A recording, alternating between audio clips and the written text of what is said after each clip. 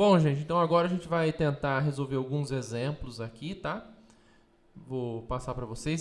Nesses exemplos aqui a gente vai sempre utilizar o for, beleza? Com certeza vai dar para resolver com o while também, mas para exemplificar o funcionamento do for, eu vou resolver esses exemplos aqui com o for e com o range também. Tá certo? Então vamos lá. Exemplo 10. Apresente os múltiplos de 7 contidos no intervalo de 50 a 100, utilizando a linguagem de programação Python.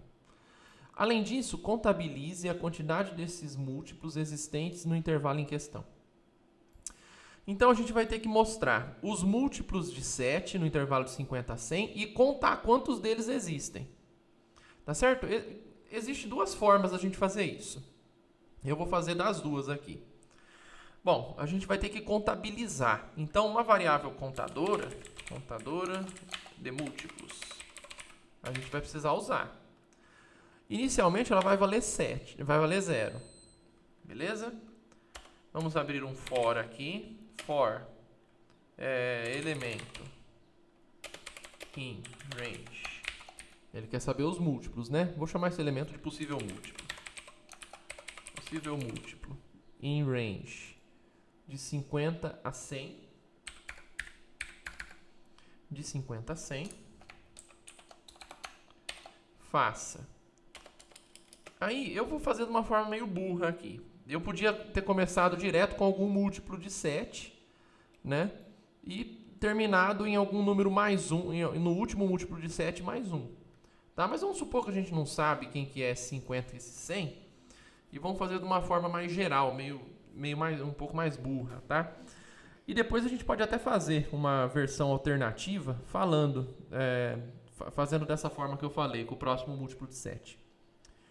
Então vamos lá. Possível múltiplo in range de 50 a 100. Tudo bem, vamos fazer o seguinte. Vamos abrir uma declaração de condicional aqui, uma estrutura condicional. Se possível múltiplo for divisível por 7, né? Ou seja, se o 7 dividir esse possível múltiplo, então a gente acrescenta 1 na contadora de múltiplos. Tá? Então, se o código na repetição entrar nessa estrutura condicional, então conta mais 1 para a contadora de múltiplos. Tá certo? E de qualquer forma, ele quer que a gente apresente esses múltiplos também. Então, vamos apresentar também esse múltiplo. Vamos lá, possível múltiplo. Só que nesse caso aqui ele é múltiplo mesmo, tá? Porque se ele entrou nessa condicional, é porque é igual a 0. E no final, a gente só apresenta quantidade de múltiplos de 7 entre 50 e 100. Vamos lá. Ctrl C, Ctrl V. Tá? Então vamos dar uma olhada. Ó, 56, 63, 70, 77, 84, 91, 98. Então são 7 múltiplos, por coincidência. Uma outra forma de resolver isso daqui seria assim. Vamos abrir o código. Né? Eu não colocar esse C, esse statement de C aqui dentro.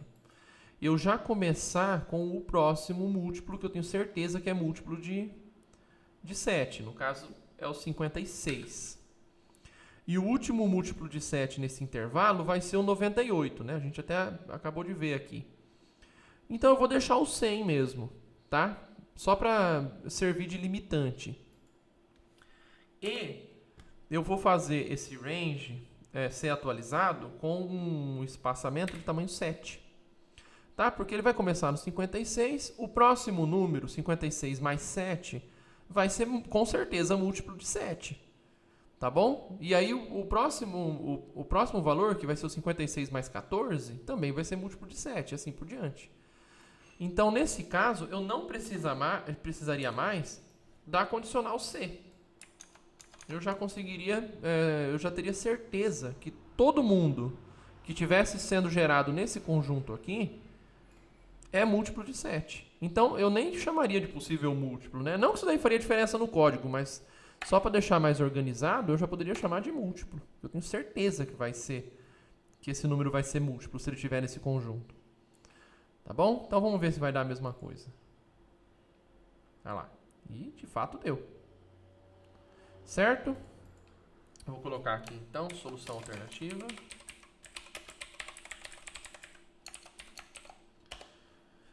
Só para vocês terem um norte aí para estudar na hora de fazer as listas. E vamos passar para o próximo aqui. Exemplo 11. Escreva um programa que leia 3 valores inteiros positivos, K, A e B, e em seguida apresente os múltiplos de K contidos no intervalo AB. Bom, então vai ser exatamente a mesma coisa que a gente fez no outro, né? E também tem 2 formas de se fazer. A única diferença é que a gente vai ter que perguntar quem que é o AB, não vai ser mais 50 e 100, e a gente vai ter que perguntar quem que é o K, não vai ser mais o 7. Tá certo? Então, vamos resolver. Primeiro de tudo, a gente vai ter que pedir para a pessoa, né? A digitado, isso é igual input, digite um valor inteiro positivo. E aí a gente converte para inteiro. O A digitado. Tá bom? E a gente vai fazer a mesma coisa com o B digitado. Digite um valor inteiro positivo. E aí aqui eu vou até falar. Maior que o anterior. E o último vai ser o K.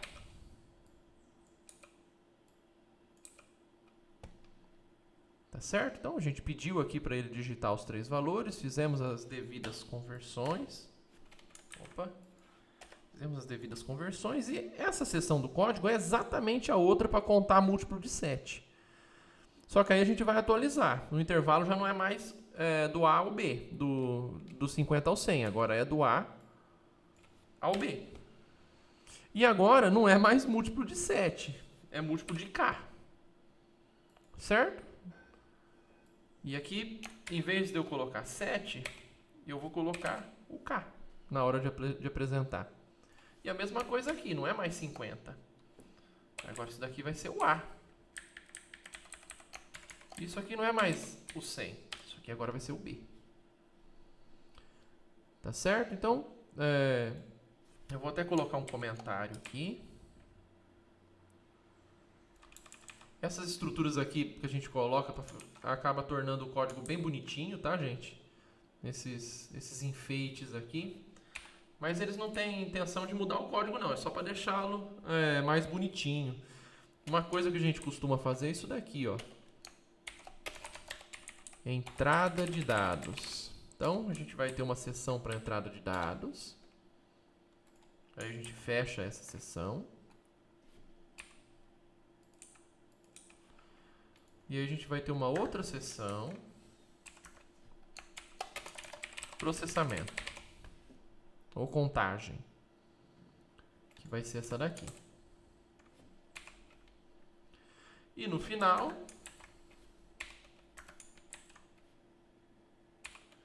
a gente vai ter essa seção, que é saída de dados. Tudo bem, mas assim, que nem eu falei, isso daqui é só firula, né? Só para deixar o negócio bonitinho. Tá bom? Os comentários aqui a gente deixa o código organizado. É sempre bom vocês já irem, inclusive, pegando esse costume de deixar o código organizado. Tá bom? Porque pode ser que vocês tenham que trabalhar com algum código, que vocês vão trabalhar com mais de uma pessoa. Então, a facilitação do entendimento do que está acontecendo no código é sempre bom. É uma coisa sempre boa, tá? Então, vamos executar aqui para fazer um teste. Vamos colocar os mesmos valores do exercício anterior, que a gente já sabe que tem que ter 7 múltiplos. Então vai lá, de 50 a 100 e ao 7. Então, ele apresentou aqui os mesmos valores e a quantidade de múltiplos é de 7. De 7 entre 50 e 100 é 7. Igualzinho que aconteceu no outro exercício. Tá certo? Uma outra forma de fazer isso seria controlando o range, tá? Pegando o primeiro múltiplo de K a partir do A e apresentando um valor depois do último múltiplo de K, que é menor do que B. Tá certo? Mas isso daí fica de exercício para vocês refazerem esse exemplo aqui dessa forma alternativa. Tá bom? Então, vamos passar para o item B. Calcule quantos múltiplos de K existem no intervalo A e B. Bom, na verdade a gente já fez isso daí, né? A gente já fez tudo junto. Aqui era só para apresentar? Aqui é para apresentar e aqui era para contabilizar. Então a gente já fez isso. Eu vou até comentar aqui. Já fizemos isso no exercício anterior.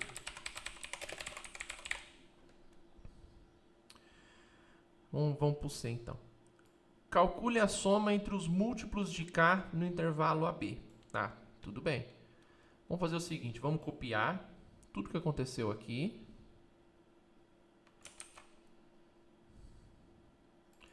E vocês reparem que agora a gente não precisa mais calcular quantos múltiplos de K existem no intervalo AB. Agora é para a gente calcular a soma. Tá bom? Então, vamos colocar aqui.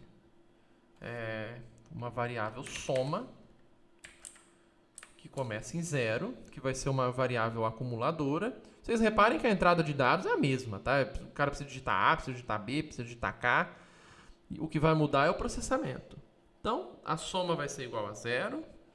O possível múltiplo vai estar no intervalo. A gente precisa fazer essa verificação se de fato o número é múltiplo de K. Só que aqui eu não vou mais utilizar essa contadora de múltiplos. Eu vou colocar aqui a soma e agora não vai ser mais 1. Vai ser o possível múltiplo que eu vou colocar aqui nessa soma. Eu vou acumular nessa soma. Porque eu quero saber a soma desses indivíduos, não mais a quantidade. Então não vai ser mais 1, vai ser a soma do próprio. Tudo bem? Então vamos ver o que acontece também naquele caso lá de a gente achar os múltiplos de 7 entre 50 e 100. Vamos ver. Quantidade de múltiplos. Ah, mas eu não mostrei, né? Tem que colocar na saída também. Aqui eu mostrei a quantidade de múltiplos. Soma entre os múltiplos de K entre A e B. E aí aqui eu coloco soma. Vamos ver. Agora vai.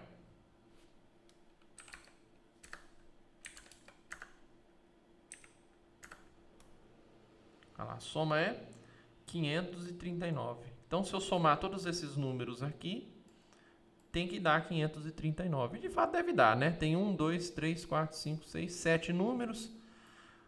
3 deles bem maior do que 75. 3 menores e 1 mais ou menos igual. Então, vai ser isso daí mesmo, tá? Se vocês fizerem essa conta aqui, vai dar 535. Tudo bem? Então, é assim também que a gente faz a soma. Calcule a média entre os múltiplos de K no intervalo AB. Bom, para a gente resolver isso daqui, a gente precisa calcular a soma e a quantidade. E no final, dividir a soma pela quantidade. Tá certo, gente? Então, a gente vai precisar... eu vou colocar isso daqui. Que vai ser, esse artifício a gente vai precisar da soma. E a gente também vai precisar da contadora de múltiplos. Eu vou subir para pegar o mesmo nome de variável, mas não precisava, tá? Eu podia dar outro nome.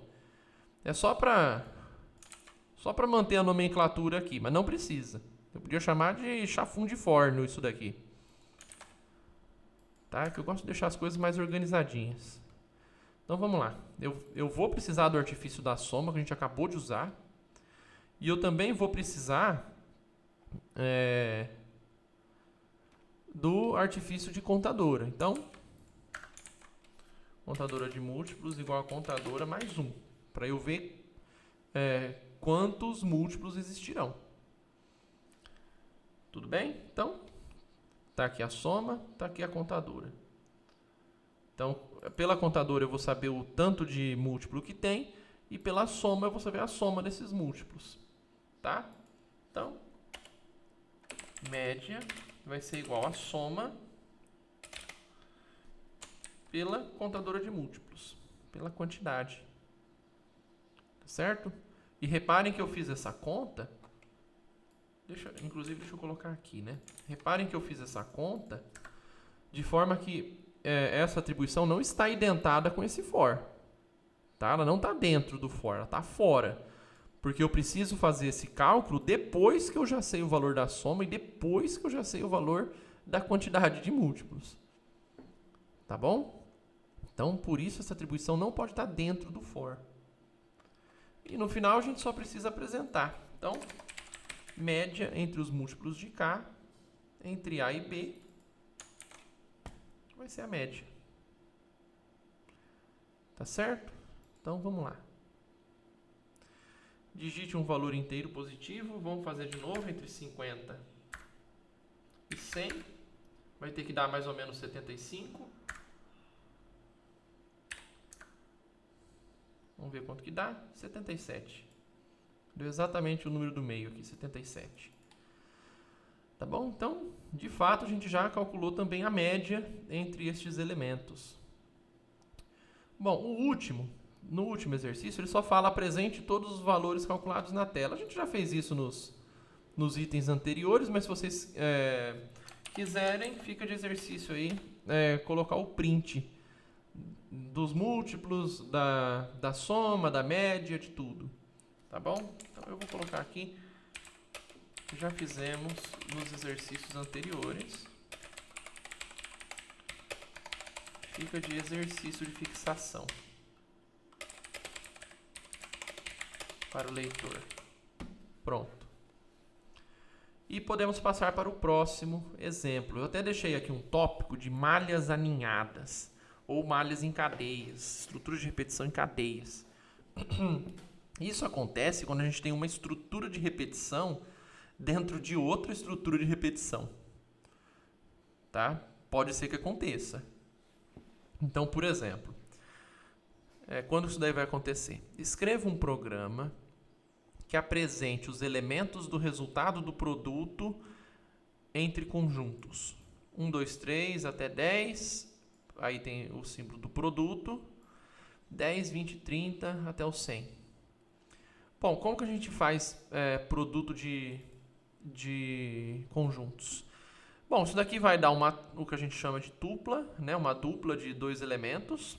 Inclusive, tem como representar isso daqui no Python também, tá, gente? A gente vai descobrir isso em aulas posteriores, tá? Mas aqui ele pediu só para a gente apresentar, então a gente vai fazer um print com esses parênteses. E assim, o que tem que ter nessa dupla? Tem que ter um elemento do conjunto X e um elemento do conjunto Y. Tá certo? Então a gente precisa mostrar todas as possibilidades aqui entre as combinações de elementos de um conjunto para outro. Então o 1,10 está no conjunto, o 1,20 está no conjunto, o 8,60 está no conjunto e assim por diante. Tá? Como que a gente faria isso? Por exemplo, aqui tem um desses conjuntos, o 1, 2, 3 até o 10. E aqui tem o outro conjunto, 10, 20, 30, 40, 50 até o 100. Como que a gente faria isso? Bom, fixado o 1. Quem são os elementos que fazem produto com 1? O 1, 10 é um deles. Qual que é o outro? Aí eu vou ter que ver aqui. O 1, 20 é outro. O 1, 30 é outro. O 1, 40 é outro. E assim por diante, né, gente? Até chegar no 100 aqui, por exemplo. Opa. Aí, até chegar no 100. Vou colocar uns 3 pontinhos aqui. Só para mostrar que, de fato, existe a repetição aqui da coisa. Hora que eu acabei de ver quem faz produto com o 1 estando na primeira casa, na primeira coordenada, então vou ter que passar para o 2. E aí o 2 vai acontecer exatamente a mesma coisa.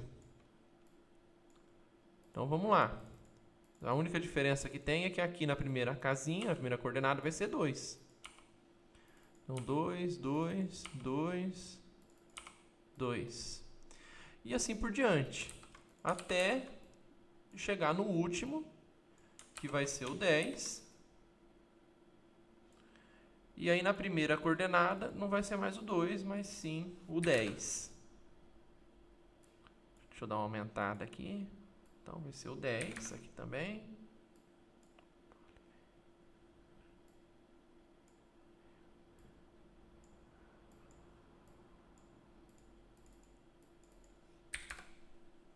Deixa eu puxar para cá.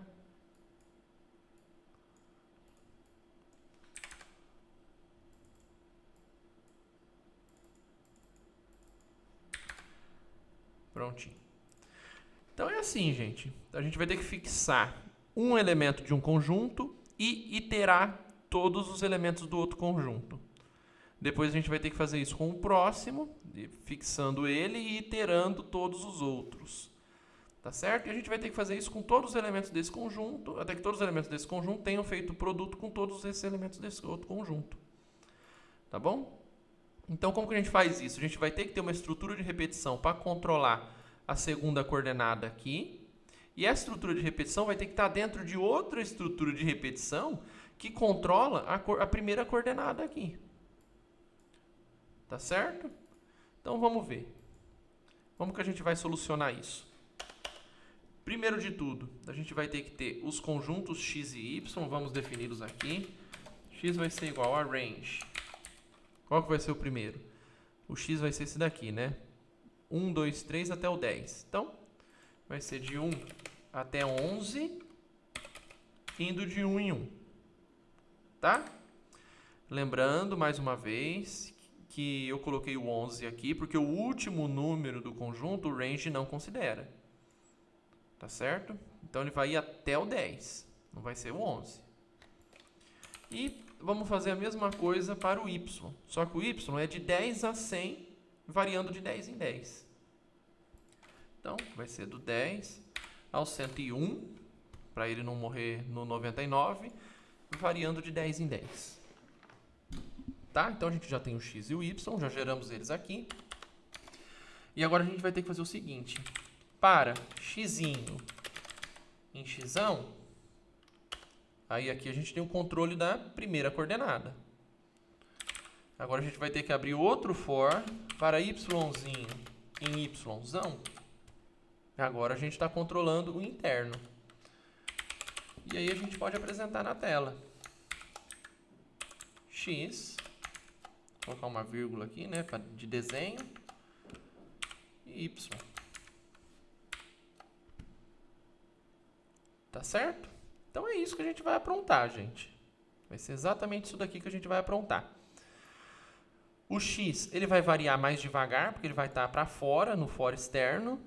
E o y, ele vai variar mais rápido, porque ele vai estar aqui dentro do for interno. Então, vai acontecer o seguinte. Ele vai variar todos os y dentro desse y e vai estar com o x fixado. A hora que ele acabar de variar todos os y, aí ele vai atualizar o x. E vai começar de novo a variar todos os y dentro desse for interno. Ok? Então, vamos executar para ver o que acontece. Olha lá. Está gerado aqui, ó, o 1,10, o 1,20, o 1,30, o 1,40, até o 1,100. Então, o 1 está fixado, valendo x aqui, e os outros valores variaram, que é o y, que está variando aqui dentro desse for. A hora que ele acabou de variar todos esses elementos, aí ele volta para atualizar o valor de x, que é o que acontece. Aí o x vai valer 2. E aí o 2 está fixado. Aí ele vai ficar variando o y dentro desse y grande aqui. Tá bom? Com o 2 fixado. A hora que acabar, aí ele atualiza o x de novo para valer 3. E assim por diante. Tá bom, gente? E assim, se a gente quisesse fazer com que esse tipo de apresentação seguisse mais ou menos essa apresentação aqui, isso agora eu vou deixar mais por curiosidade, tá, gente? Não é tanto, é mais estética da coisa. Eu falo assim, se eu quiser deixar todo mundo para o 1 na mesma linha, todo mundo para o 2 na mesma linha, assim por diante, eu consigo controlar isso com o print, Tá? O print ele sempre apresenta alguma coisa e pula uma linha. Se eu não quiser que ele faça isso, eu tenho que vir aqui e falar para ele que quando ele terminar, por isso que tem esse end, ele não precisa fazer nada. Tá? Porque geralmente ele pula a linha. Então eu já falo para ele, não faça nada. Não faz nada. Só que vocês vão ver que quando eu faço isso, ele vai apresentar na tela todo mundo na mesma linha. Fica vendo. Olha lá. O 1.10, 1.20, até o 1.100. E depois ele também faz tudo na mesma linha. Ele não pula a linha. Tá certo? Então, o que eu precisaria fazer para ele pular a linha? Bom, quando ele acabasse de apresentar todo mundo desse for, eu podia vir aqui e printar uma mensagem vazia. Só para ele pular a linha. Tá bom? Então, esse print está fora desse for, mas está dentro desse. Então, sempre que ele acabasse de apresentar na tela os produtos referentes a um valor de X, aí ele pulava a linha e começava a apresentar os valores para outro valor de X. Então, vamos ver. Olha lá, agora deu certo. Ó. 1.10, 1.20, 1.30, até 1.100. E a mesma coisa para o 2, para o 3, até chegar no último aqui, que deu até um desnível, né? Porque tem mais de um dígito o último valor. Tá certo, gente? Então, tá feito aqui um exemplo de malha ninhada. E olha, gente, isso daqui aparece bastante, viu? Esse tipo de coisa envolvendo malha ninhada é o que mais aparece na programação do dia a dia. Tá bom? Não sei se vocês perceberam, mas a gente conseguiu gerar uma matriz aqui, né? E vocês vão ver quando a gente for... A gente consegue representar a estrutura de dado matricial na linguagem de programação. E, de fato, a gente vai ter que mexer com muita matriz ainda, tá? Inclusive, o trabalhinho de vocês vai envolver matriz. Tá bom? Então, vamos lá. Escreva um programa que leia dois números inteiros positivos A e B. E esse programa deve apresentar na tela todos os números primos entre A e B. Bom, primeiro de tudo, vamos ler esses dígitos A e B. Esses números A e B. Então, A digitado vai ser igual a input. Digite A. E o B digitado vai ser digite B. Só que o A vai ser um inteiro de A. Ixi, o que eu aprontei aqui? Vai ser o inteiro de A digitado. Vamos colocar mais mensagem para o usuário. Vai, digite um número inteiro positivo. Isso, A. E aqui também, digite um número inteiro positivo B. E B vai ser igual a conversão para inteiro do que o cara digitar. B digitado. Então, beleza. Isso daqui vai ter que acontecer. Só para não ficar aqueles erros gigantescos aí. E aí, o nosso programa tem que apresentar na tela todos os números primos entre A e B. Tudo bem. O que a gente vai ter que fazer, então? Para cada número, eu vou ter que gerar aqui um for. Para cada número, vou chamar de possível primo. Possível primo entre A e B, eu vou considerar que o B não está dentro, tá, gente? Mas se vocês quiserem fazer o exercício considerando que ele está dentro desses intervalos, coloca mais um. Tá bom? Então, entre possível número primo entre A e B, variando de 1 em 1, faço o seguinte. Agora a gente vai ter que rodar aqui um procedimento que verifica se esse número é primo. Só que a gente já fez isso nos exercícios anteriores, né? A gente fez isso solucionando da seguinte forma. A gente contabilizava quantos divisores esse número tinha entre 0 e até ele, né? Lembrando, gente, que eu sei que existem formas mais elaboradas de fazer essa verificação, que a gente faz a verificação de 1 até a raiz do número, tá? Então eu sei disso.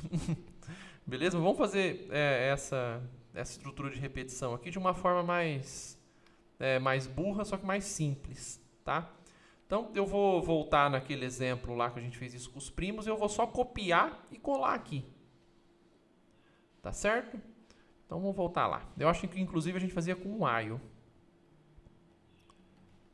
Então, vamos lá. Cadê o negócio dos primos? Cadê o negócio dos primos? Aqui. Esse aqui é um programa que determina se um dado número inteiro é um número primo. Então, tá aqui, ó.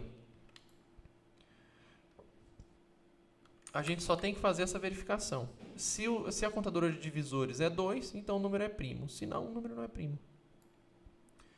Belezinha? Então, vamos copiar isso daqui.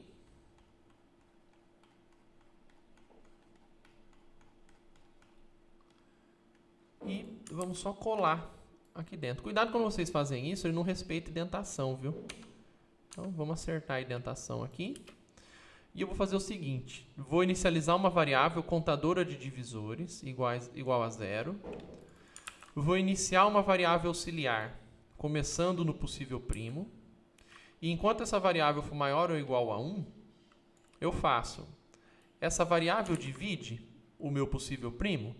Se divide, então eu atualizo a contadora de divisores.